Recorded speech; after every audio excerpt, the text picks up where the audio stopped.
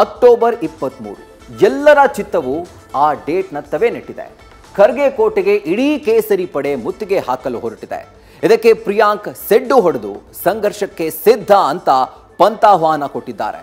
ಇತ್ತ ಚಿತ್ತಾಪುರದಲ್ಲಿ ನಾಳೆ ಪಥಸಂಚಲನ ನಡೆಯಲಿದ್ದು ಬ್ಯಾನರ್ ವಾರ್ ಶುರುವಾಗಿದೆ.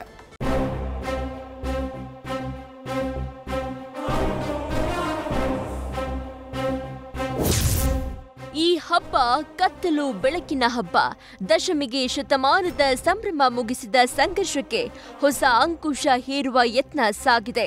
ಸರ್ಕಾರಿ ಸ್ಥಳಗಳಲ್ಲಿ ಆರ್ಎಸ್ಎಸ್ ಚಟುವಟಿಕೆಗಳಿಗೆ ನಿಷೇಧ ಹೇರಿದ ಬೆನ್ನಲ್ಲೇ ಸಂಘ ಪರಿವಾರ ಇದನ್ನ ಸೈದ್ಧಾಂತಿಕ ಸಮರವಾಗಿ ಪರಿಗಣಿಸಿದೆ. ಕಲಬುರಗಿಯಲ್ಲಿ ಪಥ ಸಂಚಲನಕ್ಕೆ ಪ್ಲಾನ್ ರೂಪಿಸಿದ್ದು ಕಲ್ಯಾಣದಲ್ಲಿ ಕ್ರಾಂತಿಯ ಕಿಡಿ ಹೊತ್ತಿಸಿದೆ.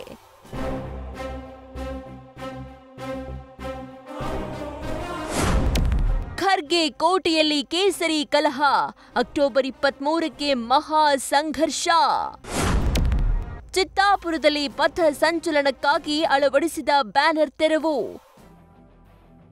ಅಂದ್ಹಾಗೆ ಕಲಬುರಗಿಯಲ್ಲಿ ಪಥ ಸಂಚಲನಕ್ಕೆ ಕೇಸರಿ ಪಡೆ ತಾಲೀಮು ಆರಂಭಿಸಿದೆ. ಖರ್ಗೆ ಗುಹೆಗೆ ನುಗ್ಗಿ ಪತಾಕೆ ಹಾರಿಸುವ ಹೆಬ್ಬಯಕೆಯಲ್ಲಿದೆ.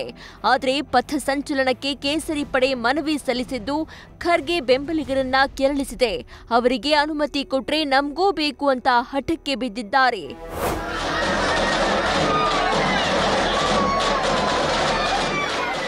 ಇತ್ತ ಖರ್ಗೆ ಕ್ಷೇತ್ರ ಚಿತ್ತಾಪುರದಲ್ಲಿ ನೇರ ಸಂಘರ್ಷ ಸೃಷ್ಟಿಯಾಗಿದೆ. ನಾಳೆ ಚಿತ್ತಾಪುರದಲ್ಲಿ ಆರ್ಎಸ್ಎಸ್ ಪಥ ಸಂಚಲನ ಕಾರ್ಯಕ್ರಮ ಆಯೋಜನೆಯಾಗಿದ್ದು, ಈ ಹಿನ್ನೆಲೆ ಅಳವಡಿಸಿದ್ದ ಭಗವಾ ಧ್ವಜಗಳು, ಬ್ಯಾನರ್, ಕೇಸರಿ ಬಾವುಟಗಳನ್ನು ಪುರಸಭೆ ಅಧಿಕಾರಿಗಳು ತೆರವುಗೊಳಿಸಿದ್ದಾರೆ.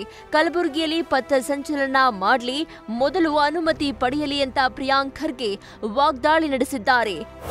ಆರ್ಎಸ್ಎಸ್ ಬ್ಯಾನರ್ ಇರ್ಬೋದು, ಆರ್ಎಸ್ಎಸ್ಸಿನ ಧ್ವಜ ಇರ್ಬೋದು, ಅಥವಾ ಆರ್ಎಸ್ಎಸ್ಸಿನ ಪಥಸಂಚಲನ ಇರ್ಬೋದು, ಪರ್ಮಿಷನ್ ತೊಗೊಳ್ಳಿ ಅಂತ ಕೇಳಿದ್ರು. ಪರ್ಮಿಷನ್ ತೊಗೊಂಡಿದ್ದಾರಾ? ಏನು ಆರ್ಎಸ್ಎಸ್ ಫ್ಲ್ಯಾಗ್ ಏನು ನ್ಯಾಷನಲ್ ಫ್ಲ್ಯಾಗ್ ಏನು ರೀ? ನ್ಯಾಷನಲ್ ಫ್ಲ್ಯಾಗಾ? ಅನಧಿಕೃತವಾಗಿ ಹಾಕ್ಬಿಟ್ಟು ಇವಾಗ ನನ್ನ ಮೇಲೆ ಗುಬ್ಬೆ ಕೊಡಿಸ್ತಾರಾ? ಇವರು ಪಥಸಂಚಲನಗೆ ಏನು ನನಗೆ ಮಾಹಿತಿ ಪ್ರಕಾರ ಅವರು ಪರ್ಮಿಷನ್ ಕೇಳಿಲ್ಲ. ಇನ್ನು ಅವರು ಮಾಹಿತಿಯನ್ನು ನೀಡಿದ್ದಾರೆ.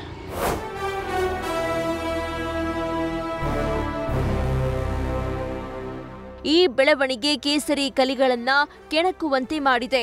ಭಗವಾ ಧ್ವಜ ತೆರವು ಮಾಡಿದ್ದಕ್ಕೆ ಮಾಜಿ ಸಚಿವ ಸುನೀಲ್ ಕುಮಾರ್ ಸರ್ಕಾರದ ವೈಫಲ್ಯ ಮರೆಮಾಚುವ ಯತ್ನ ಅಂತ ಟೀಕಿಸಿದ್ದಾರೆ. ಆ ಇಲಾಖೆನಲ್ಲಿ ಏನೂ ಮಾಡ್ಲಿಕ್ಕಾಗದೇ ಇರುವಂತ ಒಬ್ಬ ನಿರ್ಲಜ್ಜ ಸಚಿವ ಇಲಾಖೆನಲ್ಲಿ ಏನನ್ನೂ ಮಾಡ್ಲಿಕ್ಕಾಗಿಲ್ಲ. ಆ ಕಾರಣಕ್ಕೆ ವಿನಾಕಾರಣವಾಗಿ RSS ಅನ್ನು ಹೇಳ್ತರುವಂತ ಪ್ರಯತ್ನ ಮಾಡ್ತಾ ಇದ್ದಾರೆ. ಯಾರಿಗೆ RSSನ ರುಚಿ ಗೊತ್ತಿದೆಯೋ ಅವರಿಗೆ ಅದರ ಅನುಭವ ಬರುತ್ತೆ. ರುಚಿಯೂ ಗೊತ್ತಿಲ್ಲ, ಅನುಭವ ಗೊತ್ತಿಲ್ಲ ಇರುವಂತರು ಅಪ್ರಬುದ್ಧತೆಯಿಂದ, ಮೂರ್ಖತನದಿಂದ ಮಾತಾಡ್ತಾ ಇದ್ದಾರೆ. ರಸ್ತೆಯಲ್ಲಿ ನಮಾಜ್ ಮಾಡ್ತಾರಪ್ಪ, ಅವರು ಪರ್ಮಿಷನ್ ತಗೊಳ್ತಾರಾ? ತಮ್ಮದೇ ಸರ್ಕಾರದ ನಿರ್ಧಾರಕ್ಕೆ ರಾಜಣ್ಣ ಪರೋಕ್ಷ ಸಮಾಧಾನ.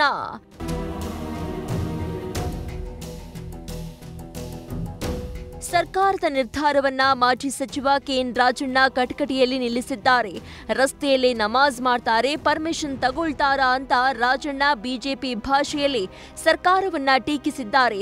ಆದರೆ ಬಳ್ಳಾರಿ ಸಂಸದ ಇ ತುಕಾರಾಂ ಪಥ ಸಂಚಲನ ವೇಳೆ ಅನಾಹುತಗಳಾದ್ರೆ ಯಾರು ಹೊಣೆ ಎನ್ನೋ ಪ್ರಶ್ನೆ ಎತ್ತಿದ್ದಾರೆ. ಈಗ ನಮ್ಮಲ್ಲಿ ಈದ್ಗಾ ಇದೆಯಲ್ರಿ, ರೋಡಲ್ಲೇ ನಮಾಜ್ ಮಾಡ್ತಾರಪ್ಪ, ಪರ್ಮಿಷನ್ ತಗೋತಾರ ಅವರು? ಪರ್ಮಿಷನ್ ಕೊಡಿ ಅಂತ ಕೇಳಕ್ ಅವ್ರು ಬರ್ತಾರ? ಅಥವಾ ಪರ್ಮಿಷನ್ ತಗೊಂಡು ನೀವು ನಮಾಜ್ ಮಾಡಿ ಅಂತ ಹೇಳಿದ್ರೆ ಕೇಳ್ತಾರ? ಎಲ್ಲ ಕಾನೂನುಗಳು ಮಾಡೋವಂಥ ಕಾಲದಲ್ಲಿ ಯಾವುದನ್ನ ನಾವು ಜಾರಿ ಮಾಡೋಕ್ಕಾಗ್ತದೆ ಅಂಥವನ್ನ ಕಾನೂನು ಮಾಡಬೇಕೆ ಹೊರತು ಜಾರಿ ಮಾಡೋಕ್ಕಾಗದೇ ಇರೋ ಕಾನೂನುಗಳನ್ನ ಮಾಡ್ಕೊಂಡು ಕೂತ್ಕೊಂಡ ಪುಸ್ತಕದಲ್ಲಿ ಇರ್ತಾವ ಅಷ್ಟೇ. ಇಷ್ಟು ಮಾಡಿಲ್ಲ, ಮುಂದೆ ಏನಾದರೂ ಅನಾಹುತ ನೋಡಿದಿರಲ್ಲ. ನಾಥರಾಮ್ ಗೋಡ್ಸೆ ಯಾರವರು? ಗಾಂಧೀಜಿನ ಹೊಡೆದಿರ್ತಕ್ಕಂಥವ್ರು. ಮತ್ತೆ ಯಾರಾದ್ರೂ ಅಂತ ಏನು ಕಂಡುಹಿಡಿಯೋಕ್ಕಾಗ್ತದೆ ಈಗಿನೊಂದು ದಿನಮಾನಗಳಲ್ಲಿ? ಆರ್ಎಸ್ಎಸ್ಗೆ ಅಂಕುಶ, ಹೈಕಮಾಂಡ್ಗೆ ರಿಪೋರ್ಟ್. ಬಿಹಾರ ಎಲೆಕ್ಷನ್ನಲ್ಲಿ ಬ್ಯುಸಿಯಾಗಿರುವ ಬಿಜೆಪಿ ಹೈಕಮಾಂಡ್ ರಾಜ್ಯದಲ್ಲಿನ ಈ ಘಟನೆಗಳ ಕುರಿತು ವರದಿ ತರಿಸಿಕೊಂಡಿದೆ.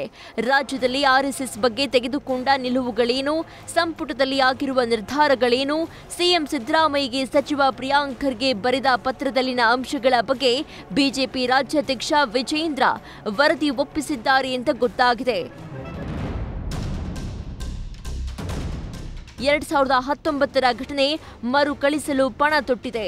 ಮಲ್ಲಿಕಾರ್ಜುನ ಖರ್ಗೆಗೆ ಸೋಲಿನ ರುಚಿ ತೋರಿಸಿದ್ದ ಬಿಜೆಪಿ ಈಗ ಪುತ್ರನನ್ನ ಖೆಡ್ಡಾಗೆ ಕೆಡವಲು ಪ್ಲಾನ್ ರೂಪಿಸ್ತಾ ಇದೆ. ಈ ಸಂಘರ್ಷವನ್ನ ಸಂಘ ಮತ್ತು ಬಿಜೆಪಿ ಸವಾಲಾಗಿ ಪರಿಗಣಿಸಿದೆ. ಅವಿರತ ಯುದ್ಧಕ್ಕೆ ಕಹಳೆ ಮೊಳಗಿದೆ.